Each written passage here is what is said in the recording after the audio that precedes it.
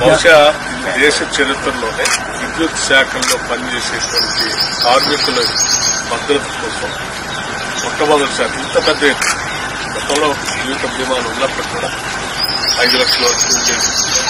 ఒకటేసారి ₹1 కోటి పైబడి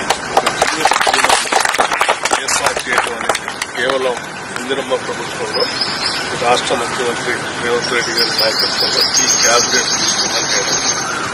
ఇంత గొప్ప కార్యక్రమం బహుశా కార్మికుల కోసం ఏ ప్రభుత్వం కూడా ఆలోచన చేసి ఉండకపోవచ్చు. ఒక కార్మికుడు తను చేసే పని ప్రమాదకరమైనటువంటి పని అని తెలిసినప్పుడు కూడా గత ప్రభుత్వాలు ఇప్పుడు కూడా దీనిపై దృష్టి సారించింది. మనం ప్రభుత్వం వచ్చిన తర్వాత ఒక నిర్ణయం తీసుకొని వాళ్ళందరికీ బీమా ₹1 కోటి పైబడి ఇచ్చాక తిరిగి ఆ కుటుంబంలో కంపాషనేట్ అపాయింట్మెంట్ పేరు మీద వాళ్ళకి ఉద్యోగ అవకాశం కూడా వాళ్ళకి ఉద్యోగం కల్పిస్తూ కుటుంబ సభ్యులకి మళ్లీ ప్రమాద బీమాతో మరణించినటువంటి కుటుంబానికి ₹1 కోటి ఆర్థిక సహాయం వచ్చేటట్టుగా చేయడం అనేది ఈ రెండు చాలా గొప్ప విషయాలుగా నేను భావిస్తా ఉన్నాను.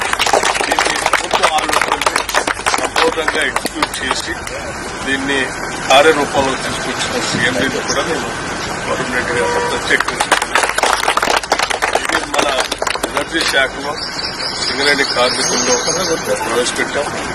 అట్లాగే ఎలక్ట్రిసిటీ డిపార్ట్మెంట్ లో ప్రవేశపెట్టాం. కొన్ని లక్షల మంది పనిచేసేటువంటి కార్మికులకు పనిచేసిన శాఖలో నిజంగా ఈ ప్రభుత్వం యొక్క బాధ్యతకి నిబద్ధతకి ఈ మనకున్నటువంటి కన్సల్కి మానవత్వానికి ఒక ప్రతీక.